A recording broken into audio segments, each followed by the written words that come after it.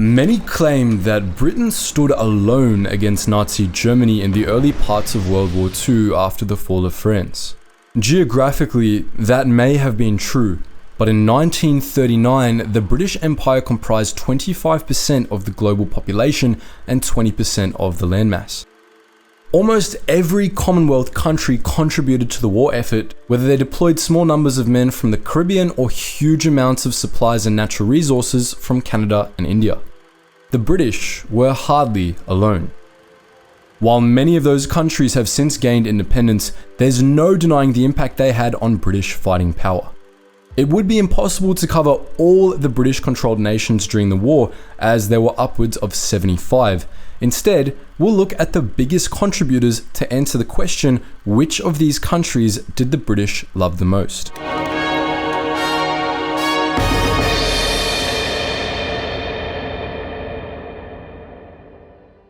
Australia, ever loyal, declared war on Germany the same day as Britain, the 3rd of September 1939. Despite a good start though, the relationship between Britain and Australia during the war was rocky at best. From the moment the Australians arrived in Europe, they became a vital part of the war effort. In the early days in the Mediterranean, the Scrap Iron Flotilla, commanded by Captain Hector Waller, proved to be hugely important. Among other things, the unit kept communication between Allied forces safe by escorting ships between ports and patrolled the sea for mines and other obstacles as well. In 1941, more Australians, as part of the 6th, 7th and 9th Divisions, joined the Allied forces in the Mediterranean and North African campaigns. While the Australians struggled in the ill-fated Crete and Greece campaigns, they were valuable fighters in Egypt and Libya, capturing Tobruk and Benghazi during Operation Compass between late 1940 and early 1941. Trouble began after Japan entered the war. Immediately, the 6th and 7th Divisions were recalled home to Australia. The 9th Division remained in North Africa and fought in the decisive Allied victory at El Alamein in October 1942, before also being recalled to protect the homeland. Prime Minister Winston Churchill stuck with a Germany first strategy, believing that the Allies must stop Germany before all else. With the Australians leaving to defend the Pacific, Churchill viewed this as betrayal, and tensions between Churchill and Australian Prime Minister John Curtin spiked. Like the Aussies, the Kiwis declared war on Germany on the 3rd of September 1939. However, being a much smaller country, their manpower contribution to the war effort, both in Europe and the Pacific, was smaller. The 2nd New Zealand Expeditionary Force served overseas and provided a large contribution in the North African campaign. The 2nd New Zealand Expeditionary Force contributed to decisive victories in the Siege of Tobruk and the 1st and 2nd battles of El Alamein. Unlike the Aussies, the Kiwis continued fighting in North Africa until the Axis surrendered in Tunisia in May 1943. This included the 28th Maldi Battalion, famed for their fierce determination in warfare. It's said that even German Field Marshal Erwin Rommel admired the Maldi for their voraciousness in battle. Despite the war raging in the Pacific in which the 29th Battalion fought, most New Zealand troops headed toward the invasion of Sicily and the Italian peninsula after they left North Africa. In the end, New Zealand suffered more casualties, proportionally, than any other Commonwealth nation. Nearly 12,000 Kiwis died, which to a population of only 1.6 million was a significant blow. However, because they were willing to remain in Europe, they did not receive the same cold shoulder from Churchill that the Aussies did.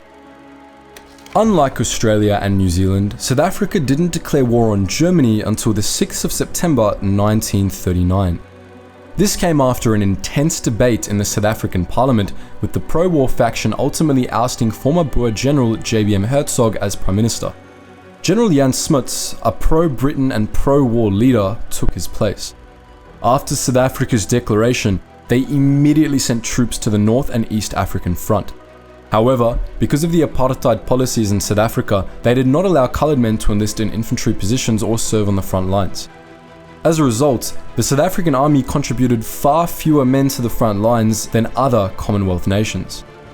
The army was deployed to East Africa, where South Africans found success in the Battle of Gondar and El Wak.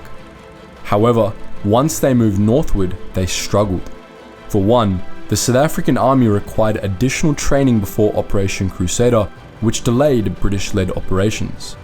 For another, during the Battle of Gazala in 1942, the South Africans, led by Major General Hendrik Klooper, were largely blamed for the Allies losing the port of Tobruk despite a British court inquiry ruling otherwise. This caused tensions between the British and the South African soldiers for the rest of the war. While tensions were high on the battlefield, General Jan Smuts was a favourite of Prime Minister Churchill. He was considered one of Churchill's closest confidants, with Churchill's private secretary, Jock Colville, proclaiming there were very few of Churchill's colleagues in the British government whose words carried the same weight as Smuts. Churchill definitely loved General Smuts more than any other Commonwealth leader, but the South Africans themselves contributed little overall, and the rifts that formed between the men on the battlefield didn't earn them any love among the Brits.